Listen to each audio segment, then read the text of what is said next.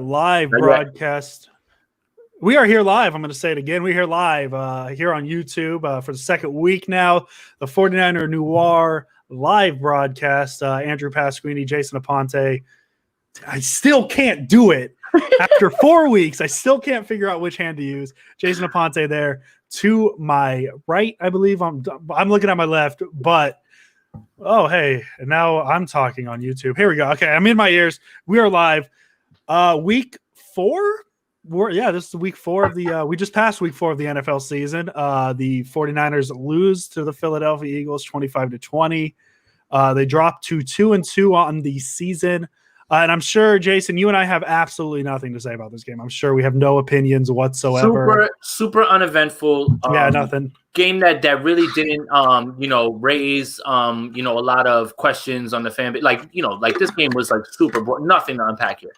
Nothing to talk about. So we'll just skip over it. We'll just talk about the Dolphins. No. So it is what it is. Honestly, they needed that win. They needed it. They need every win they can get in the bank right now because we've touched on it in the past. Their schedule gets very difficult after the Dolphins, and I didn't realize the scope of how difficult that schedule gets. It really doesn't get easy until I think week 14. They play the Washington football team week 14, but prior to that, it's really hard. So they needed to win that game, and they came up short. It was a game that I really think the injuries really came to bite them because while, yes, the Eagles haven't been good this season, they're a better team than the Giants, or they're a better team than the Jets.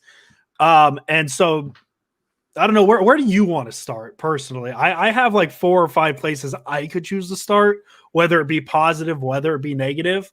Where do you want to start? Well, let's just start at the beginning, right? So game kicks off. 49ers get a 3-and-out against the Eagles, right?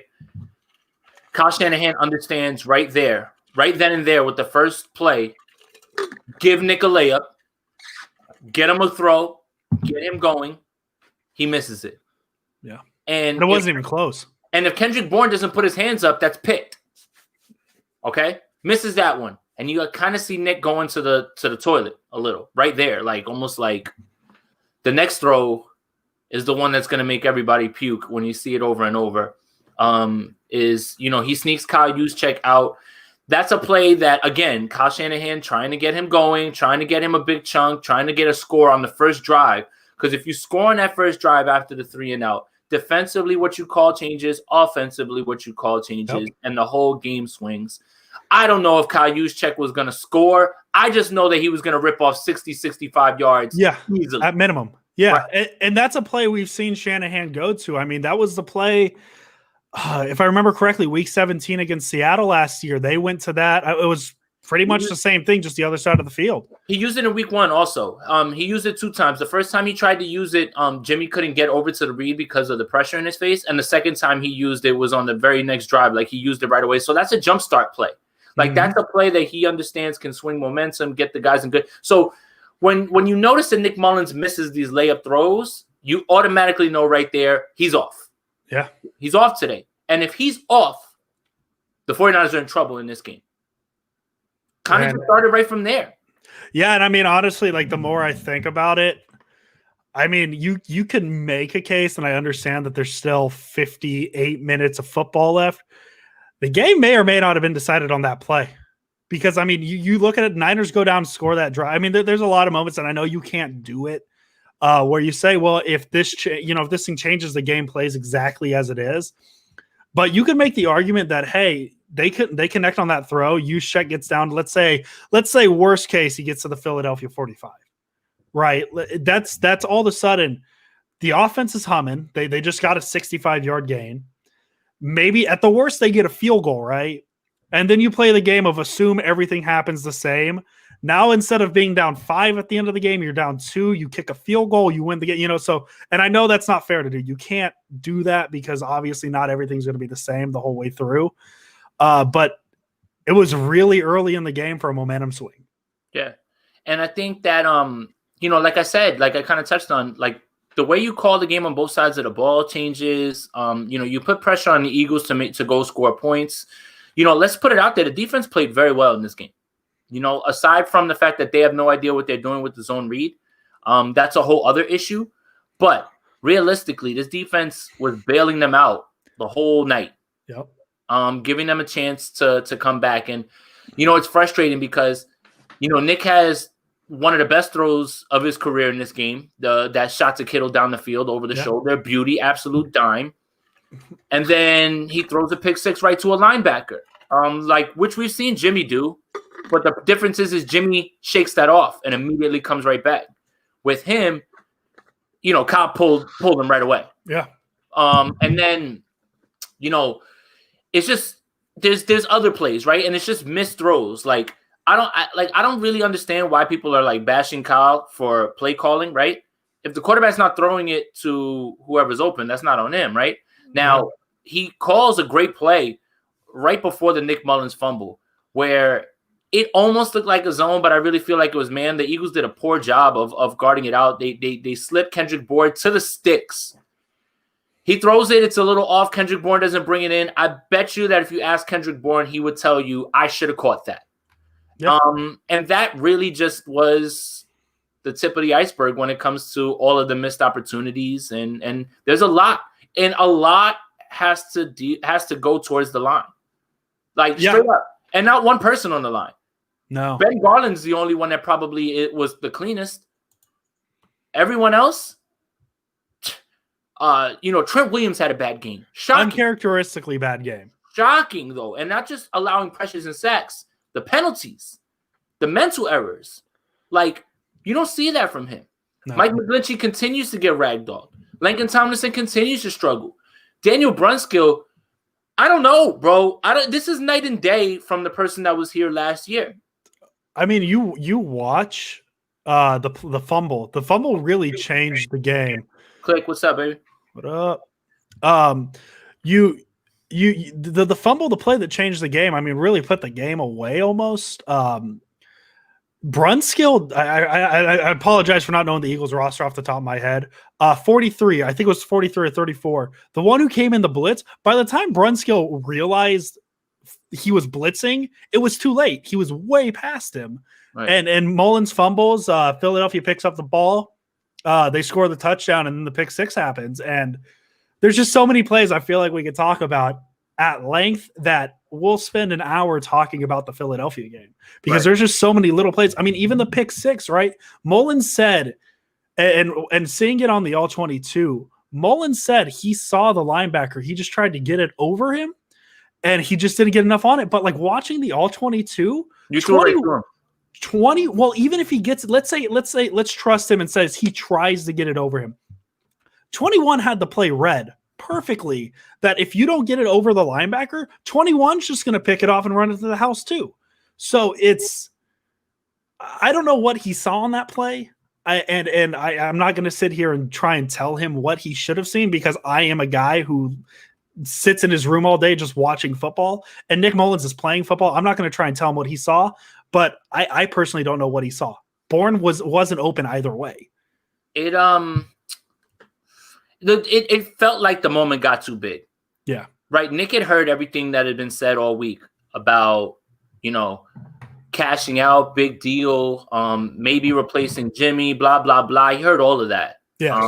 And that performance cost the 49ers draft capital in any trade that they would want to explore and cost himself money. And I mean, it's also one of those games that really makes you, because we talked about it last week about the whole, hey, Mullins is Mullins might be better than Garoppolo talk. We touched it. Games like that is why Mullins is the backup. Right. And now might even be the third string. So now we have a backup quarterback controversy. Yes. So that's the thing. One other thing, right, Andrew, if I would have told you before the game, you didn't watch the game, anything like that. If I would have told you that George Kittle had 15 catches for 183 yards and a touchdown, do you think the 49ers would have won the game? Yeah. I mean, if George Kittle's doing that, he's getting them into even he only has one touchdown, which that's great. But 15 catches means they're using him a lot. They're getting into field goal range consistently.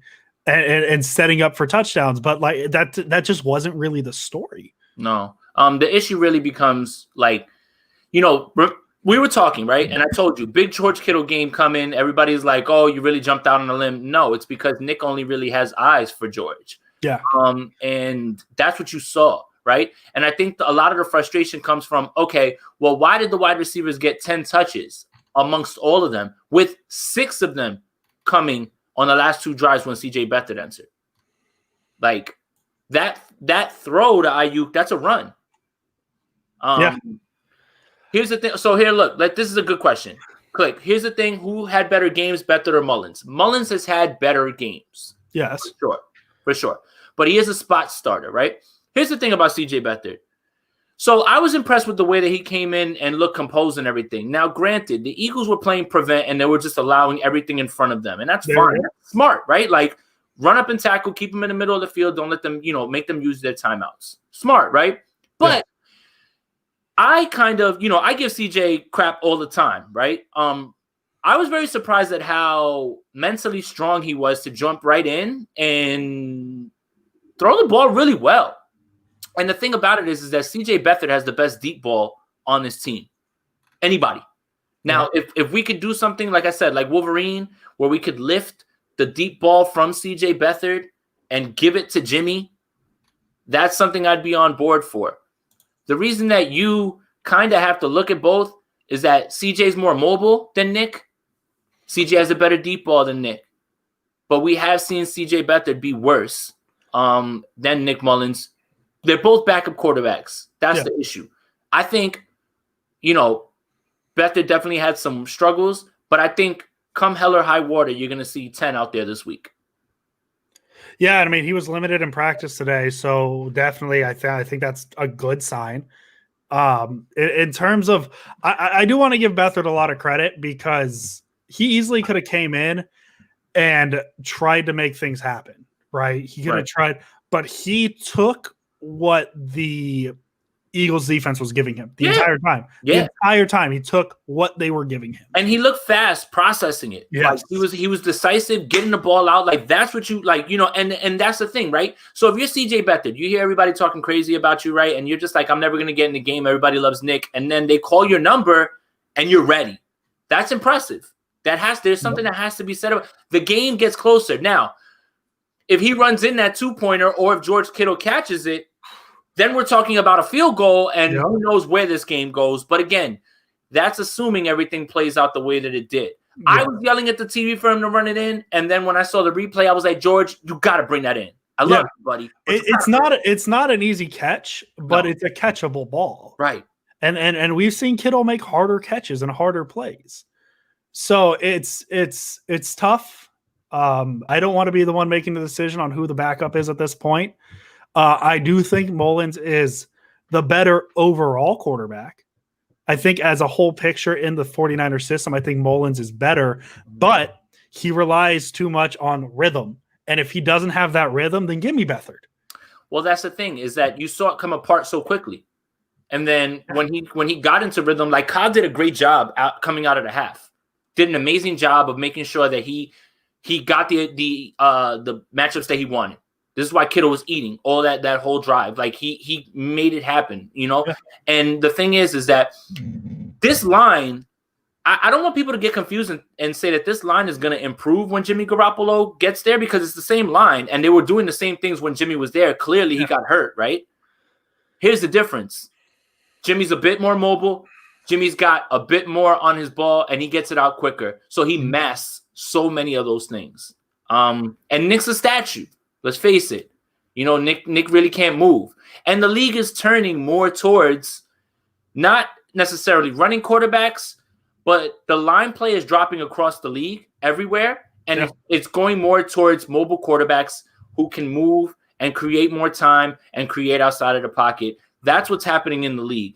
The days of the statue in the pocket quarterback are done. Even Aaron Rodgers is not a statue. He's not. No. He moves. That's the best example I can give you of where the league is going. Guys who can do things like that, off-schedule plays. Yeah, and Garoppolo, I think, he's not the best mobile quarterback, but he he knows when to move. He knows when to move out of the pocket, try and get things going. So for me, yeah, obviously, and I think any talk that anybody who thought, hey, Nick Mullins might be the could be the starter, like that needs to be put to rest. And that's what we said the last show, right? Like if this organization decides to move on from Jimmy Garoppolo for whatever reason, not saying they will, not even saying that I agree with it. It's not going to be for Nick Mullins. Right. It's not going to be for Nick Mullins. It's either going to be somebody came open on the free agent pool, or somebody forced their way out, or they've identified somebody, hello Trey Lance, in the draft, and they want to go build around him. Give me Travis Etienne with the late round pick. But we'll talk about that later because we got it's 7 months before we got to worry about the NFL draft. Yeah, don't start talking about that now. People are going to start thinking that we're like tanking already. And that's hey, you always got to talk about the future at some point. The line. I want to talk about not the offensive line. I want to talk about the defensive line because I thought the defensive line had a pretty good game for sure. Javon Kinlaw does those things that you don't really notice until you watch it later. You love to see it. Really good game. The interception, Wentz's interception from Al-Shaair, really, you disappeared. Where'd you go? No, I got you. I could hear you. Okay, I wasn't sure where you went. The play on Al-Shaair, the interception he made was really a total line effort. Armstead sealed off the right side of the line if I'm looking from the offensive side. He sealed that off, forced Wentz to go left. The second Wentz turned left, Hyder was there, which forced him up the middle. And there's Kinlaw, and Kinlaw gets the hand on. I mean, that play, it's a perfect line play. They did what they were supposed to do. They gave Wentz literally no escape route and forced the turnover. And that play right there is why the Niners haven't really done much to the secondary, because they said, hey, our line, if our front seven can control the ball, the secondary is going to be fine. And they got to a Super Bowl based off that logic. And you see, even with the lack of superstar players, how that idea works is when that line is pulling through as it should. And I saw all of this on the All-22, by the way. I see you all intrigued with what I'm saying. That All-22, gets you a little excited. But yeah, that's what that line is contain the quarterback. This is a team, because, I mean, we've talked about it. People want to say, well, Max Crosby's better than Bosa. Look at the sack numbers. This is why pressures are so important. Pressures over sacks always. Pressures over sacks are fickle. Yeah. Because, I mean, look at it. Kinlaw, one of the plays I showed, Kinlaw created a pressure that he couldn't quite wrap up, but it was a 2-yard run by Wentz. And unfortunately, Alexander got called for a holding, which kind of negated the play. But if you can't get the sack, you want to keep the offense off track. And when I say on track, off track, it's 3.5 yards per play or less. So they're not getting a first down on 3 plays. And so Kinlaw forces Wentz out of the pocket, can't quite get the wrap on him, but he gets enough of them to get Alexander to get a 2-yard gain for Wentz. So things like that is what I look for from Kinlaw. Yeah, he's not going to create sacks. He's not going to be a guy who creates pressure, but he's going to cover up holes like he did on the interception. He's going to make plays happen that way. It's a beautiful thing when the defensive line actually does the contain thing right. Yeah. Like that play that you're talking about is like how you draw it up. Exactly. Feel the edges and make him move up. Like send him towards another defensive lineman. Do not allow him to get out. And I guess we should talk about it. If Carson Wentz, if Doug Peterson, right, is noticing how bad the 49ers are doing with the zone read, at what point do you really I'm in full on panic mode right now, right? Because last show, I think we were talking about, they're learning the scrape exchange and the gap exchange. It's fixable. Fix it. It's on film. I see it. You see it. And they took baby steps towards fixing it. The one play that stands out is the one Hurts lined up as a receiver, came across for the reverse, and they tried to do the throwback to get it back to Wentz. And Hyder did a great job picking it up and reading it. But on the flip side, Wentz's touchdown, you want to talk about how important sealing off the edges on those option runs? Mm-hmm. Deion Jordan completely bit on the play action and gave up the edge. Wentz just walked right around it. And credit to Wentz, he made a very good move on Jimmy Ward to get into the end zone. That was bad. But in terms of sealing off the edge, if Deion Jordan just sits, he doesn't get that edge. But he tried to bite on that. So it's running mobile quarterbacks are going to be an issue. And maybe just a little preview of the Dolphins. Brian Flores gave the first indication that, hey, Ryan Fitzpatrick might not be the starting quarterback this Sunday. And I know he announced it since then, but that's leading me to believe that we could see some Tua packages because Tua's mobile. And Fitzy can move. Like I don't want to. I'm not rusher on the Dolphins last year. Yeah, exactly. Fitzy can move. Here's the issue with this, Andrew. This is the part that's a little bit infuriating, because it seems like Saleh is taking the read away from these guys, which should make it easier to defend. Let me explain. Like, basically, all Quan has to do in that second level is watch what Deion Jordan does, or whoever the edge is right there. When he sees Deion Jordan collapse towards the quarterback, your job is not even to look at the quarterback. Your job is to get to the other side and be on the outside. Of course, he takes one step in immediately, all gas, no brakes. He wants to get to the ball, right? He thinks it's a handoff. And what happens? He gets sealed off. And now Carson Wentz has this whole lane to run through. And then he makes Jimmy Ward look crazy at the goal line. Like, I don't want to pick on Quan because it's everybody on this defense that's having this issue. I don't understand why it can't be fixed if we see it. You see it every week. Daniel Jones did it. Wentz did it. Tua is going to do it. Fitz is going to do it. Wait until, 2-3 weeks down the line when we've got Russell Wilson, when we you can bet everything that everyone is taking notice of this. Yeah. And it's the same thing with the defense, like in the Super Bowl. People have taken notice to the fact that the 49ers exclusively run cover 3 and nothing else. That's why there's so much man now. And you know what? I want to give a lot of credit to Saleh, actually, while I'm bashing him about the zone read, because I'm not certain if it's a player thing, execution thing. I'm just speculating. But he's doing a great job right now.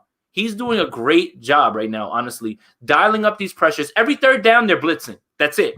Because he can't just sit back and rush 4 anymore. Bosa's not there. So he has to get creative. I'm happy that we're seeing more man. The zone read thing, though, I can't put my finger on it, Andrew. Here, let's pull this up. So look, here's the thing. The linebacker just watches the end.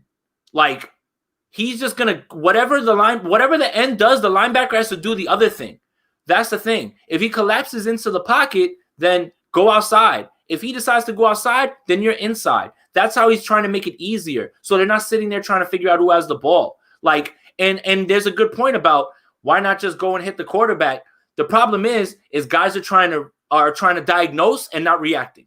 Like, that's another thing. Guys are just unsure of themselves in the position that they are right now. I want to say it's fixable because it is, but it is both of them. It is both of them. That's the thing. That's why I'm not picking on Quan. I'm not picking on anybody. It's both guys have to do a better job of communicating. That's it. Yeah, and I mean, Ruben brings up as the DE, why not just blow up the quarterback? And I mean, in the year 2020, like I don't disagree with that, but in the year 2020, you got to be real careful anytime you try and blow up a quarterback, whether it is on an optional, whether it is in a passing game, just because you never know what the ref's going to call. But I mean, the option, like I personally love the option. Navy is one of my favorite college football teams to watch. It's hard to stop. It really is. At the NFL level, it shouldn't work as well as it should just because of how much faster it is. But it's kind of crazy because just like Chip Kelly tried to make it a thing and he just couldn't get it to work. And Chip Kelly ran it perfectly in college. So what it is, I don't know. I don't know if you could just blow up the quarterback. I don't think you're going to be able to. It's hard to stop, but the Niners make it really hard to stop. Make it look like it's really hard to stop. Yeah, like it's almost like you could start playing the Keystone Cops like theme. Like when you start to see that, like the biggest runs from last week were all Daniel Jones. The biggest run in this game was from Carson Wentz.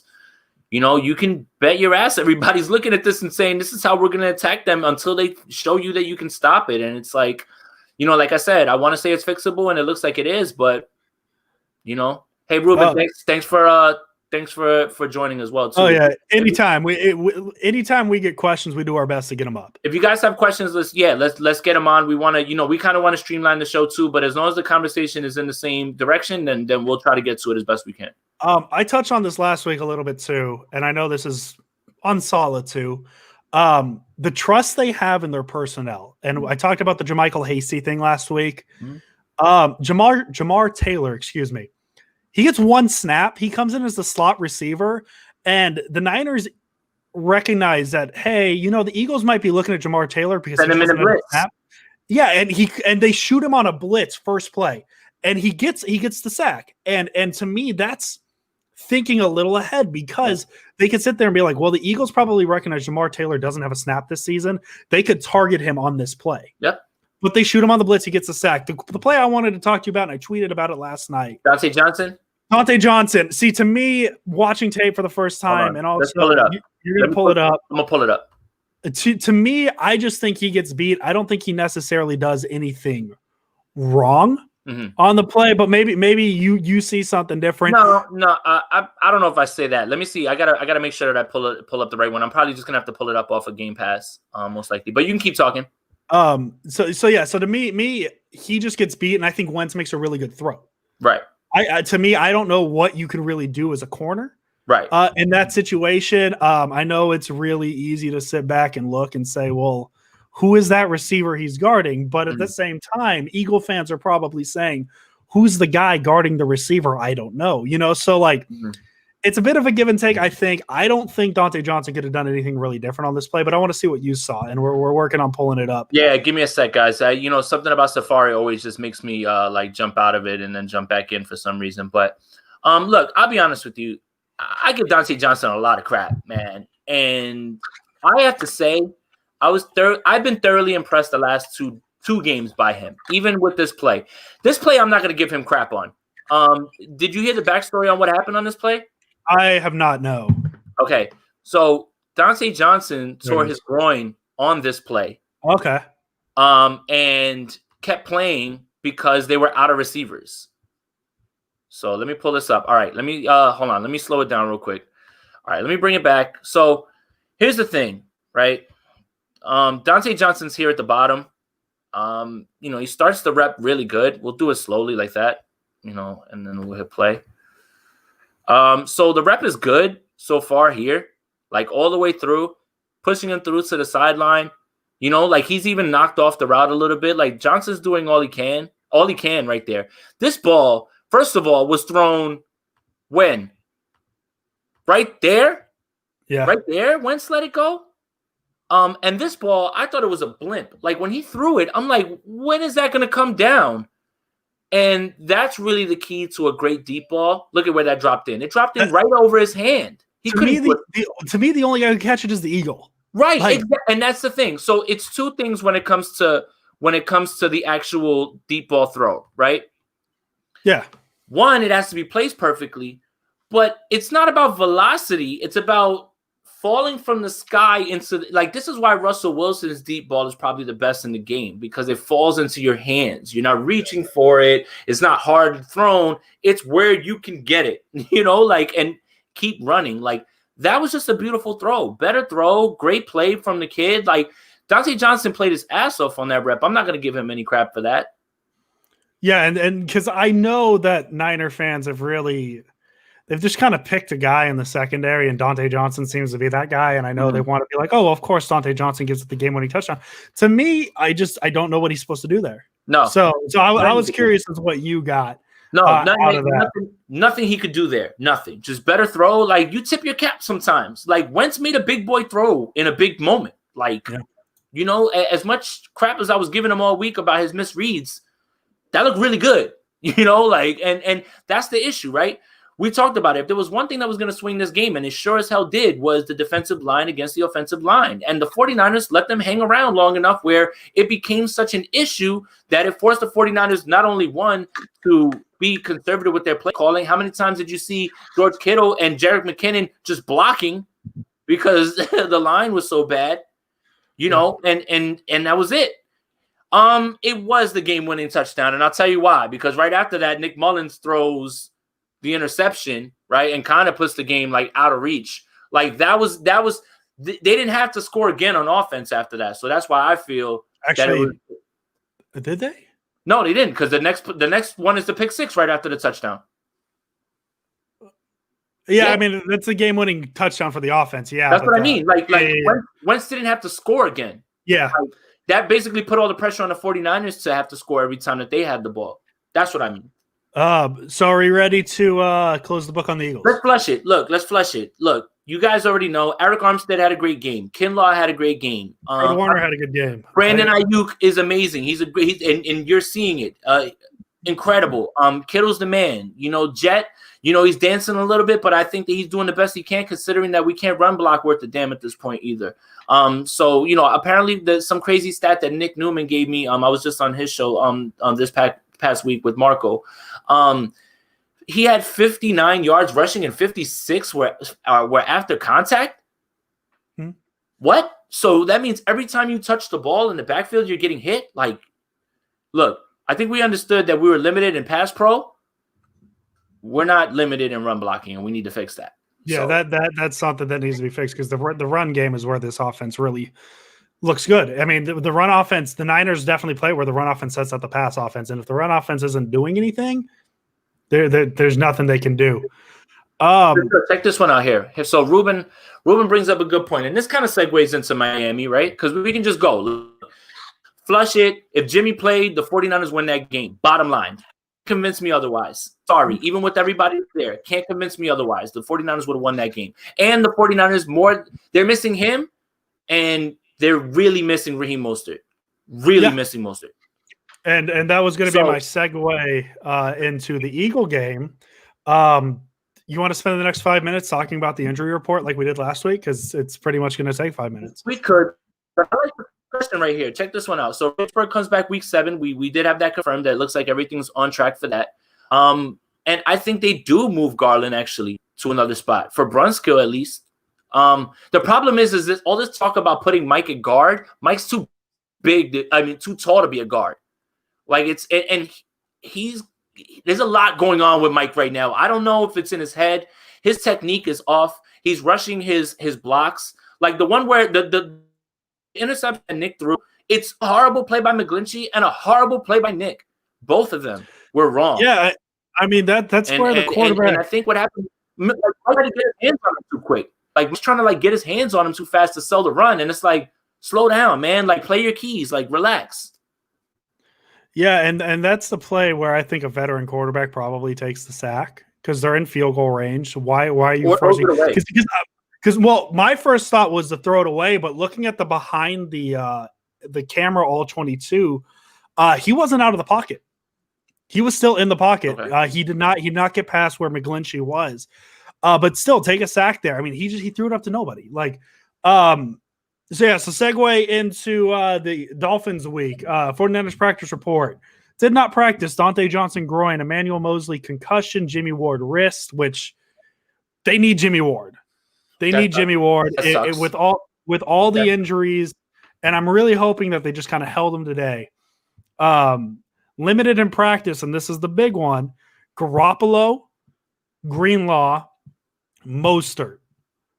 All three of those have missed, I think, the last 2 weeks. They can use all three. Dante Pettis was also limited. Trent Taylor limited. Akello Witherspoon, which they also need him because they're on their 5th and 6th corners. And especially with, I think, is K1 out? K1's on the IR. IR, yeah. He's on IR. Ziggy season's done. We cut most of new. A lot of moving parts right now with this roster. So let's injury report gone. Dolphins week. Let's go. What to you stands out? How important this game is for the 49ers. Yeah. No two ways about it. If this game is not the 49ers this week, we got to reset expectations on almost everything. Jimmy's going to be there. I think that Jimmy understands that. Kyle understands that. Can't mess around with somebody else right now. Got to go out there and win this game. I'm afraid because the Dolphins really played Seattle very well. The advantage that I'm looking the 49ers to exploit is this feel like a get-right type game for the run game because Miami's really bad against the run. This is it. Like this is going to be the week with Mostert, finally playing. the 49ers can get that mojo back this week, running the ball. If they can't run the ball on Miami this week, we got issues. It's not going to be an easy game at all. I'm done with this easy game crap. Like, every game is going to be tough. Devontae Parker, and Justin Williams, those guys can really get open. The guy in their backfield now, Breeder's not getting a lot of burn. It's Myles Gaskin. Those names aren't as, overstated, but Parker can really run routes. I watched him beat Stephon Gilmore on tape. That, defensive player of the year, Stephon Gilmore.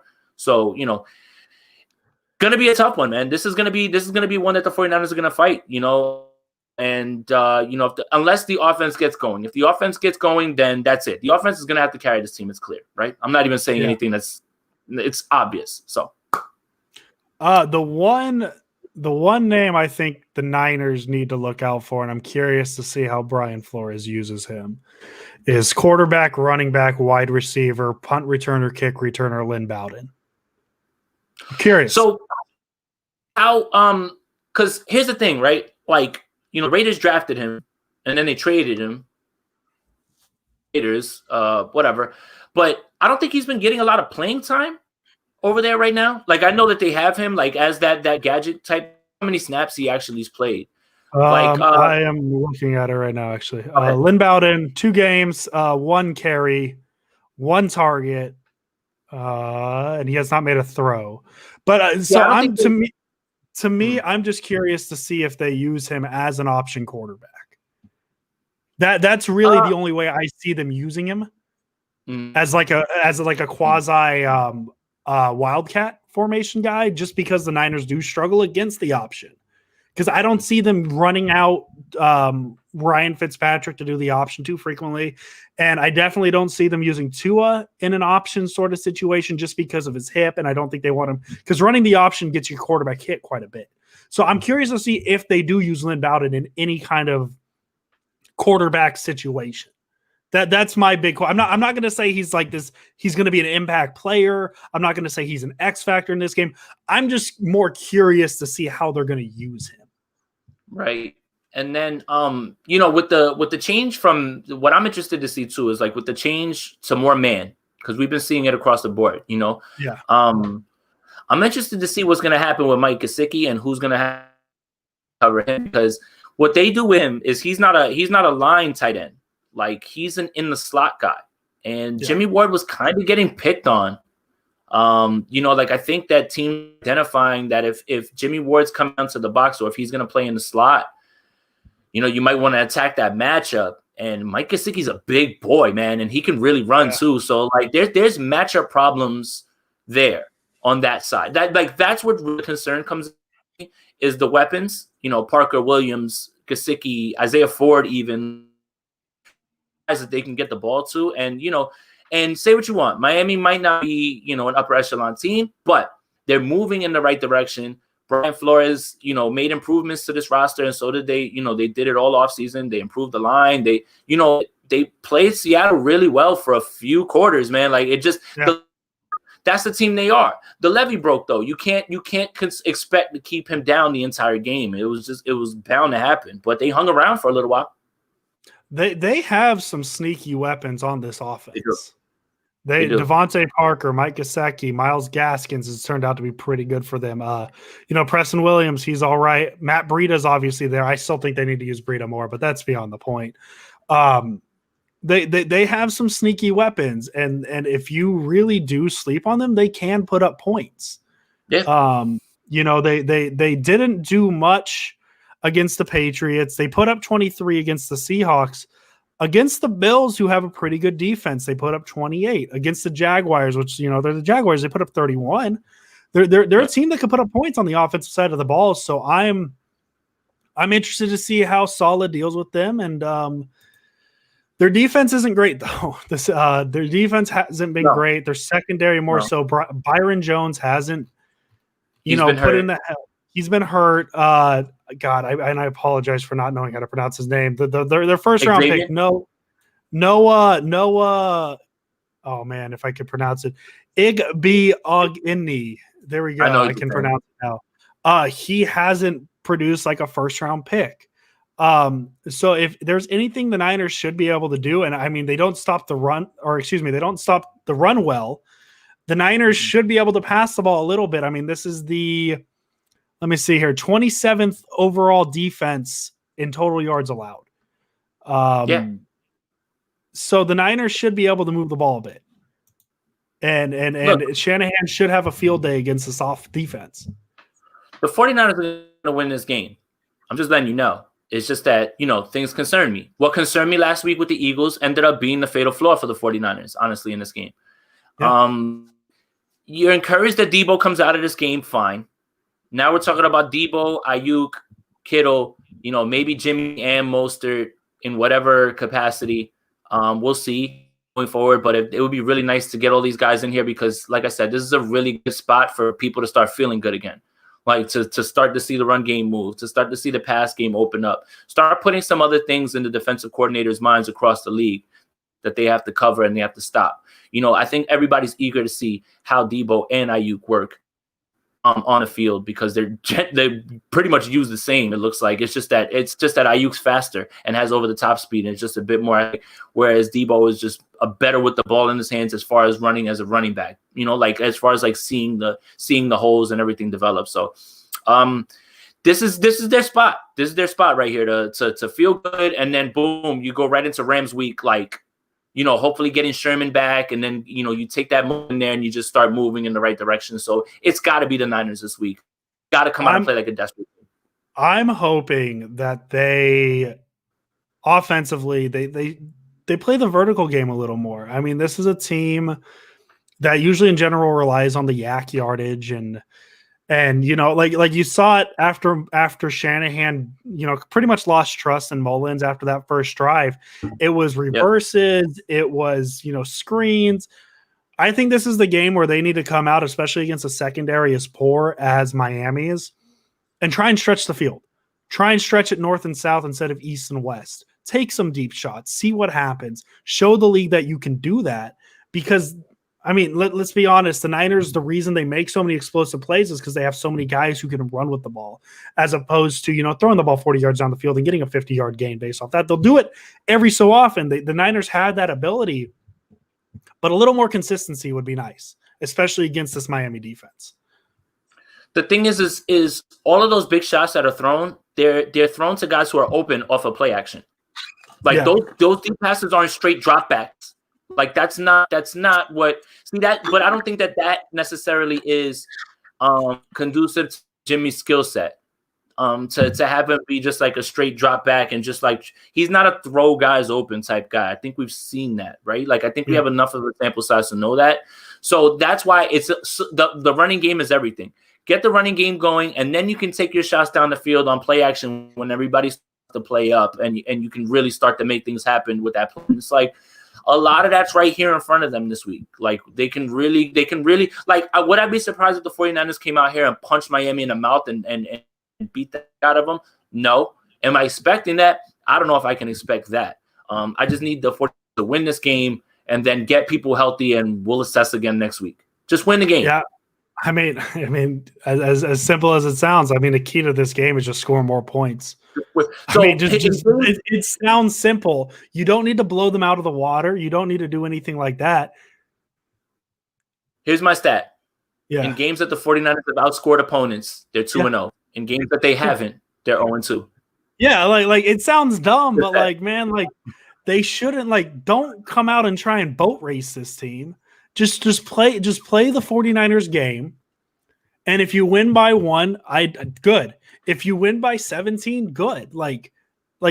Just don't focus on who they are, because the Dolphins aren't a great team. They're good. They're a good team. I think the Dolphins are in that good range. They're not great. They're not going to be a team that makes the playoffs. And they're building. You're such a nice guy, man. Hey man, listen. I'm a little biased towards the Dolphins because my best friend is a Dolphins fan, so I pay a little more attention to the Dolphins than I do a lot. You pull for them. What? Yeah. Oh yeah. No, I definitely pull for them. But I think they're doing something right down in Miami. It's been a slow build, but they're slowly piecing it together. And something that's big for them in the future, they have the Texans' first 2 picks this year. And those could end up being pretty good picks. And all those guys that they have there are really young too. Like aside from Fitzpatrick, like and the guys that they have their franchise quarterback. I think Tua's going to be good. I think he can be a good quarterback in the NFL. Did I prefer Herbert over Tua? Yeah, I did. I think Herbert does a little more. Justin Herbert's good. I mean, if we want to talk about the NFL here, Justin Herbert's very good. But I think the Dolphins are building something. I think they're a fringe. Maybe Good's a little too strong, but I think they're a fringe good team. I think they're in right now. Like they're this isn't like the walk in and go over like when Gase was coaching them. Brian Flores is off the Belichick tree, and what he seems to be doing is working, as opposed to Matt Patricia, who can't get it to work, is because they respect him, right? He fights for them, and they're for him, and they see the right moves. There's a lot of guys that have been there and have watched that franchise be run the way that it is, and to see someone come in so quickly in like 1 or 2 years, completely send this franchise another trajectory as far as like where it's. Yeah, like guys have bought in, and I think that's really what it is. If you have roster limitations, that's one thing, but the coach has their buy-in. It looks like their asses off for him. Yeah, and I think that Flores, because a lot of these Belichick guys, they come in to their new teams, look at Matt Patricia, and they try and run them like Belichick runs the Patriots without the respect Belichick has. Belichick has been doing this for 20 years, so he can get away with more that the players are okay with. When you come in as a Matt Patricia to the Detroit Lions and try and be like, no, I'm running this like Bill Belichick, the players don't have that respect. Nah. Brian Flores took all the good aspects of what Belichick has done up in New England, and he's brought it to Miami without that hard-nosed, do-your-job thing that Belichick has. Flores does give players leashes. He does give them chances, where I feel like Patricia just is very much like, I'm just going to try and be a carbon. Essentially, these Belichick guys try and be carbon copies of Belichick, and it doesn't work because they are not Bill Belichick. Brian Flores says, hey, I'm going to take the things that Bill Belichick has done, and I'm going to make them my own. I'm going to put my own spin. I'm going to put my own thing on it. And I think that's what's working for the Dolphins, because Matt Patricia's been with the Lions for what? This is his 3rd season? Yes. And they're already talking about firing him. Brian Flores, I think this is year 2 or 3 with the Dolphins. And he hasn't had the success yet, but there is no talks of, hey, the Dolphins are looking to move on from Flores, because I think Flores has that locker room because he hasn't done the Belichick thing 100%. For Halloween, are you going to put on a backwards hat and just get a pencil? Because costume. No, absolutely not. No, I'm not trying to be. Come on. It's so easy. No. It's right there in front of you. It's literally right there. Like, as you're saying it, I'm watching you turn into Matt Patricia, and I'm just like, oh, yeah, dude, let me hang on. I don't have my pencil up here. Never mind. Just get a pencil, get a backwards hat, and get like a Lion shirt, and it's done. And that's the easiest costume you've ever had. Are we going to hang on? Let me try it. Hang on. Let me. All right. No, you got it.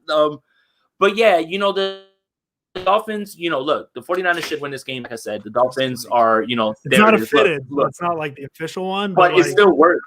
I got the pen in the air. Yeah, look at this. Look at that. You guys didn't know we could get Matt Patricia on this podcast.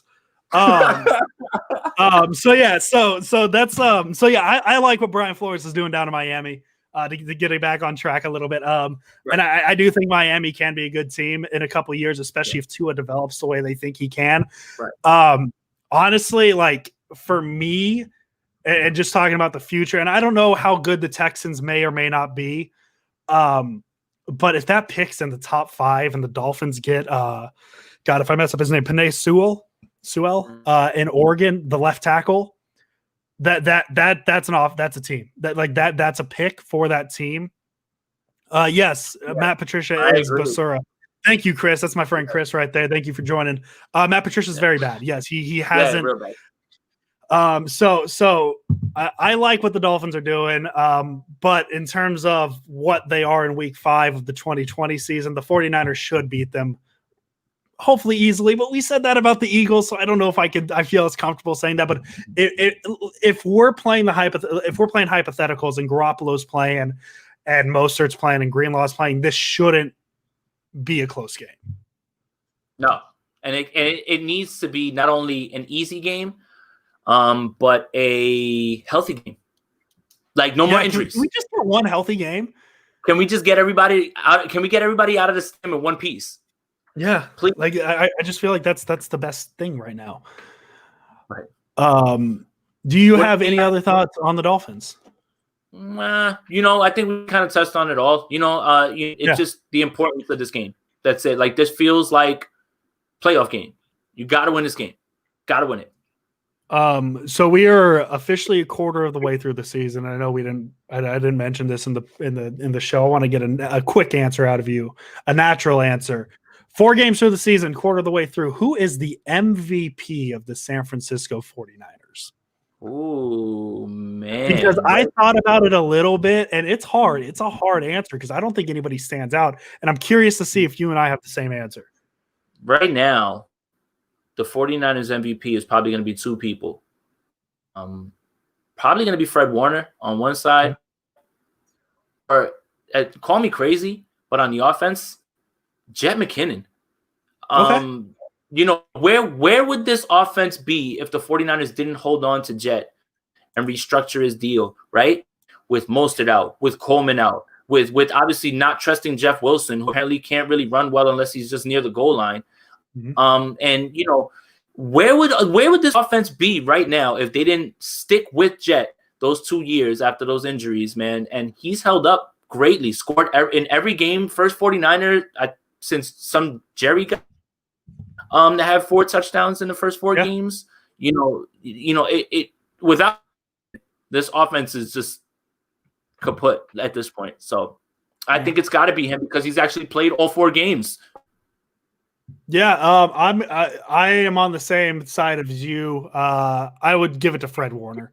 Fred Warner, he showed last year that he deserves to be talked about in the top echelon of linebackers in the NFL, maybe even the top defensive players in the NFL. But this is the year that he's really going to solidify that he's a top 5 linebacker in the NFL. Yeah, and it might be top 2 right now. Oh, and he's not number 2. Like that. Well, what he's added is his ability to pass rush. He was a guy his rookie year, he didn't have a sack. Last year, I think he had 1 or 2. But they're using him more and more in pass rush situations this year, and he's come up pretty big in those. Yeah, and it's straight up the gut too. It's straight up the gut too. That's the other thing. But I think and I think that Fred will tell you too that Sunday he didn't play his best game either. The whole team really didn't. Aside from those people that we said, but for sure he's the straight up anchor of this defense. Yeah.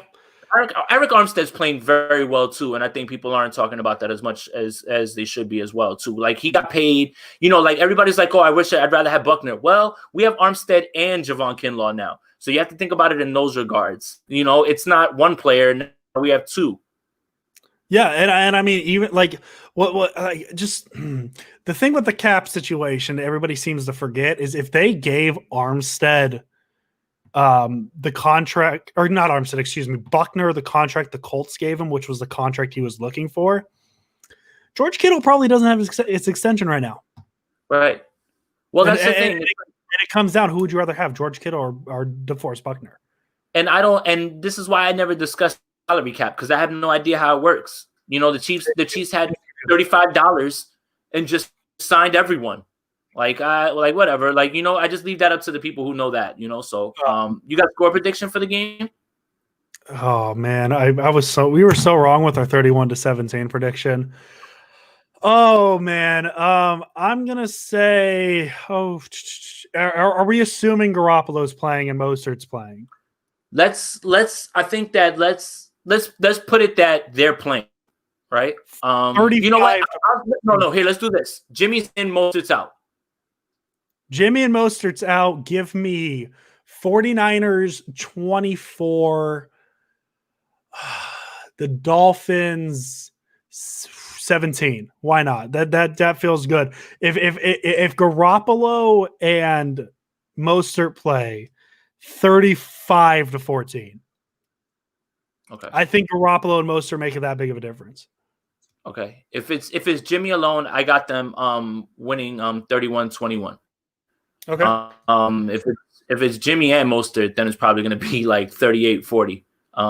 This is the sort of performance the 49ers have to put up in the 30s. Offense.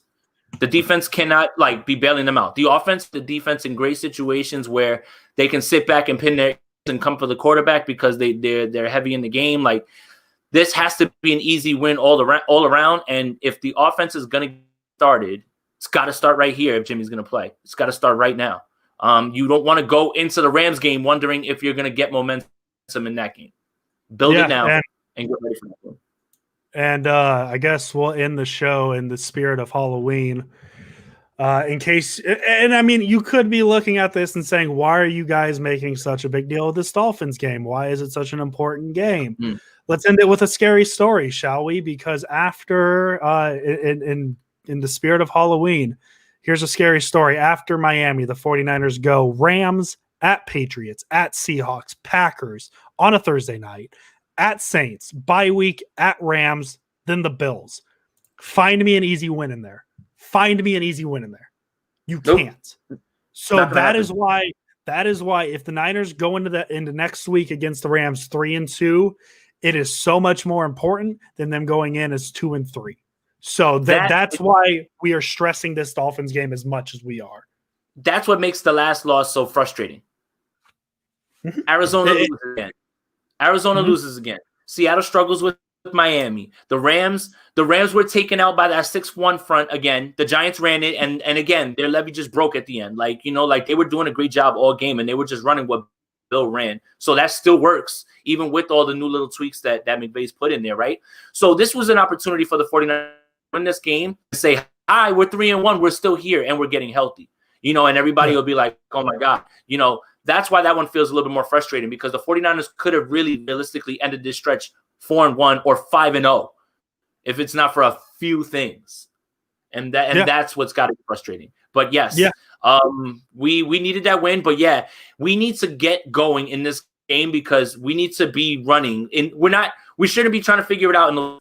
Once that Rams game hits, it's going to be a dogfight, because I shudder to think what's going to happen with Aaron Donald on the interior O-line against Tomlinson. Ooh, man.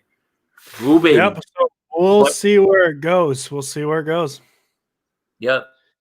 So last thoughts? I think that's good. I mean, I think we're good, honestly. Just to everybody who tuned in, thank you guys. Make sure that you subscribe to the channel and you'll get alerted when we go live. Wednesday, 5:30 Pacific time, 8:30 Eastern time. That's really what we've set up for ourselves. So I mean, if this starts to get rolling and we get a lot of you guys interested in the content, then you know what? Maybe we'll roll out different shows and things like that, maybe throughout the week, maybe a whole review show, maybe a whole preview show. So, let us know what you want in the comments, and reach out to us on Twitter, and, we're always open for discussion on what you guys want to see better. Yeah. So I'll see you next Wednesday at 5:30, huh? Yeah, for sure, Andrew. And as always, guys, let's go Niners. Fine. Everything's going to be fine. I swear. Everything will be fine. I hope. Yeah. That was not reassuring at all. Hey, we it's like the devil and the angel on the shoulders. You're the positive one. I'm just like, hey, you know what? Whatever happens. No, we're gonna be fine, guys. So yeah, reach out to us on Twitter and everything. Let us know, and we'll see you guys next week. Sounds good, man. See you next week. Later.